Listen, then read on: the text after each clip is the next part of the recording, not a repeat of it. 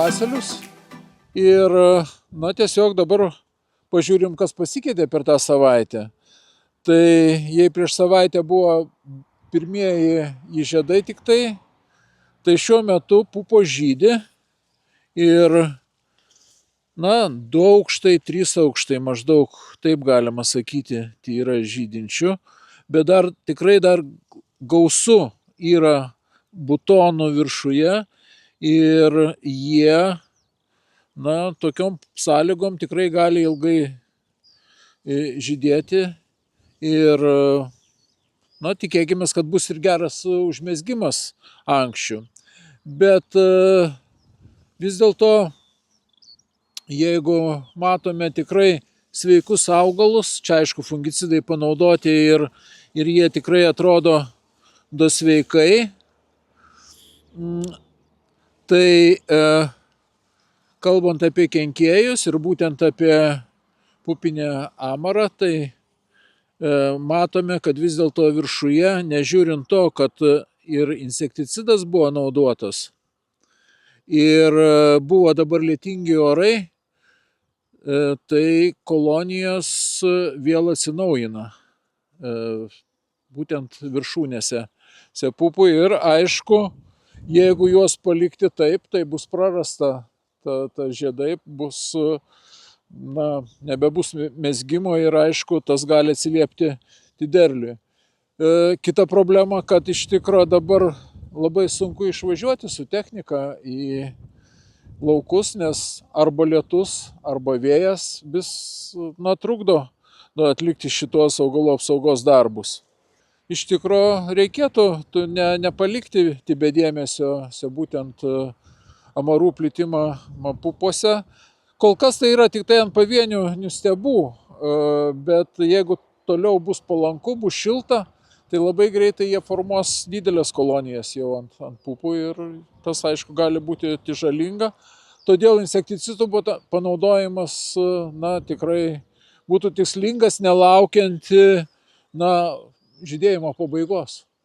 Na, jeigu mes kalbam apie insekticidų panaudojimą, tai kartu su insekticidais galima būtų, na, taikyti ir papildomą patręšimą, pamaitinimą šitų pupų.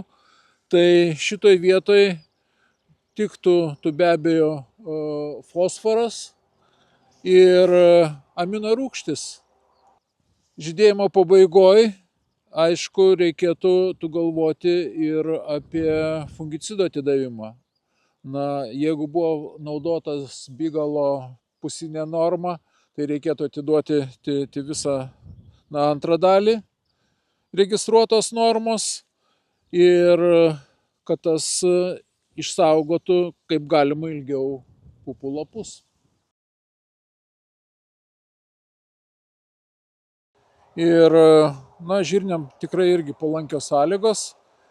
Čia sėja nebuvo labai ankstyva, bet, kaip matom, žirniai tikrai, na, gerai sudygė ir dabar jų tankumas yra, turbūt, galima sakyti, kaip ir, na, geras. Kalbant apie augalą, tai ką mes matome? Be abejo, sėkla čia buvo sėta nebeicuota ir aišku, tada yra rizika askochitai, fuzariumam įvairiem ant šaknų plisti. Tai tas, aišku, kur buvo jau smarkiai užkrėsti daigai, tai jie turbūt ir neišgyveno, bet tai vis dėlto išlieka rizika, kad tos ligos pašaknį pažeis ir toliau.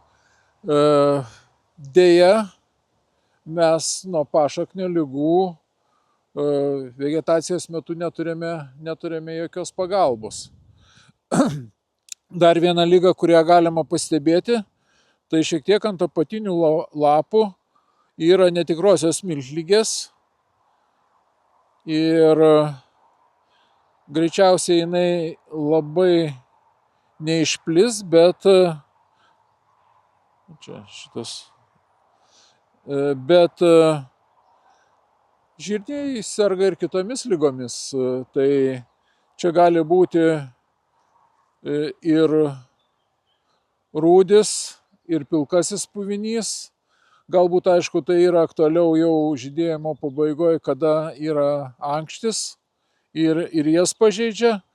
Bet visumoje augalai šitame lauke atrodo kol kas labai sveikai. Kitas momentas tai yra kenkėjai ir žirniuose vis dėlto išplinta tamarai, jie daugiausia žalos gali padaryti.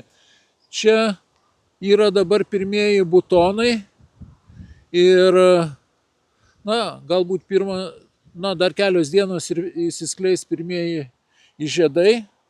Tai yra svarbu vis dėlto kenkėjus vertinti ir, kaip minėjau, tai jeigu pastebima pasėliuose amarai, tai reikėtų atlikti purškimą nuo amarų.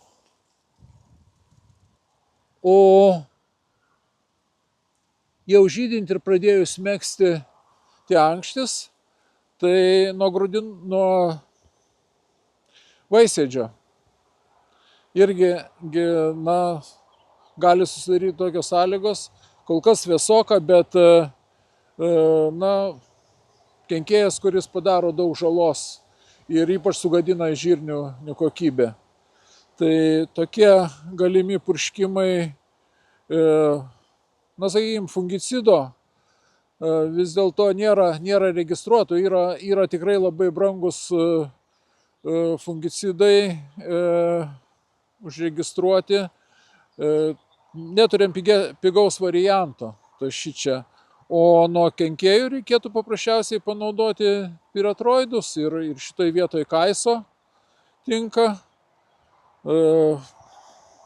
Tiesiog tas duotų to apsaugą ir dukartinis panaudojimas žydėjimo pradžioj ir žydėjimo pabaigoj duotų apsaugą nuo vaisėdžio. Kalbant apie augalų apsaugą, kartu reikėtų pagalvoti ir apie papildomą pamaitinimą. Ir šitoj vietoj, kaip toksai svarbus mikroelementas boras būtų. Ir taip pat, citokininai, citohelpą patiduoti, tai būtent ant tų pirmųjų jų baltų butonų matomų. Tai yra pats tinkamiausias laikas panaudoti šitas priemonės kartu su insekticidu. Ir citohelpo panaudojimas skatina geresnį užsimezgimą, tiesiog ankščių skaičius didėja ir atitinkamai be abejo tas turi įtakos bendram pasėlio derliui.